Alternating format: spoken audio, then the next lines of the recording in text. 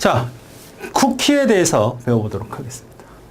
쿠키는 이제 뭐냐면 여기 서버가 있어요. 서버. 그 다음에 이건 내 컴퓨터 클라이언트가 있습니다. 인터넷 통해서 연결을 하겠죠. 그죠? 그러면 서로 연결된 정보를, 특히 아이디나 어떤 특정한 정보를 매번 접속할 때마다 입력하는 경우라고 가정을 해봅시다. 아이디와 패스워드 몇 명 입력을 하게 되면 너무 불편한 일이니까 내 컴퓨터에다가 그 내용을 보관해 놓는 거죠. 보관해서 그 사이트가 접속이 이루어질 때 내가 다시 로그인이나 아이디를 집어넣지 않도록 해주는 그런 내 컴퓨터에 저장된다는 게 중요하다 그랬죠. 이걸 쿠키라고 합니다. 쿠키. 근데 요즘에는 이제 이 정보도 여러분이 만약에 해커에서 공격을 당했을 때는 이 쿠키 정도를 열어보거든요. 어디 접속했고 그 아이디가 뭔지 패스워드가 뭔지. 그렇죠. 그러니까 내 컴퓨터는 내가 돈이 많거나 공격 대상이 되면 언제든지 내 컴퓨터는 점령할 수 있습니다. 공격자에서 점령당할 수 있다는 거죠. 그러면 쿠키 같은 거는 뭐 아주 너무너무 공격자들이 좋아하는 그런 영역이라고요. 그래서 여러분 정기적으로 이 쿠키 내용을 지워주는 게 좋고요.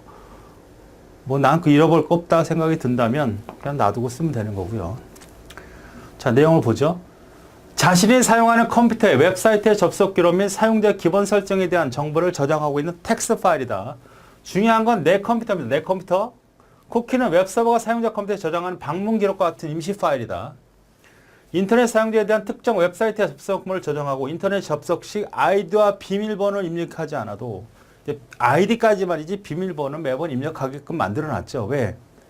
비밀번호까지 들어가면 완전히 노출되니까. 아이디는 좀 입력하기 힘들더라도 비밀번호는 아이디는 뭐 비밀번호는 그냥 매번 입력하는 것이 보안상에 좋지 않을까. 그래서 웹사이트를 운영하는 사람들은 대부분 다 쿠키를 아이디만 저장하게끔 만들어 놨습니다. 자, 웹 캐시라는 건 뭐냐면 캐시라는 건 뭐예요? 캐시. 우리가 CPU에서 배웠잖아. 이게 CPU예요. 이거 주기억 장치예요. 명령어를 가져와야 돼.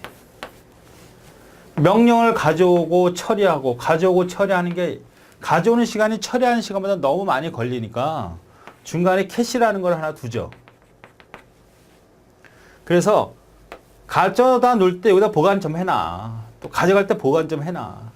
그다가 사용이 될 때 여기 있으면 어쩔 수 없지만 여기 있으면 빨리빨리 갖다 쓸 수 있으니까 얼마나 좋겠지 않느냐. 성능이 좋아지겠죠. 이걸 우리가 캐시라고 하지 않습니까? 주기억 장치와 CPU 간의 데이터가 명령어 가는 시간보다 처리 시간이 너무 빠르니까 너무 오히려 성능이 떨어져. 그러니까 중간에 캐시를 둬서 여기다 갖다 놓을 때 보관을 해놔. 나중에 또 쓰면 바로 여기 있는 거 쓰면 빨라지니까. 없다면 다시 가져와야 되겠죠. 이런 형태를 캐시라고 하죠. 이런 용도로 쓰는 게 이제 똑같아요. 의미상. 내가 서버에 접속을 했어요. 가져왔거든. 그러면 웹캡시라고 하는 곳에다가 보관을 해요. 여기도 똑같아요. 하드디스크에다가 보관을 해. 그리고 또 그 내용을 가져오려면 변경된 내용만 가져와라. 우리가 이미지라든지 영상 같은 것들이 매번 가져오려면 부하가 걸리잖아. 그러니까 그 내용이 변경되지 않았던 거라면 그냥 변경된 것만 가져오면 되잖아. 그죠? 대부분 다 그대로 갖고 있으면 되고.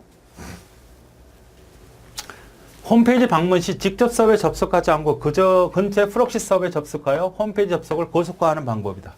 그러니까 처음에는 무조건 다 가져와야 돼. 처음에는. 용량이 작거나 뭐 부담이 안 되는 건 그냥 웹캐시로 여기다가 웹캐시로 만들 필요는 없잖아요.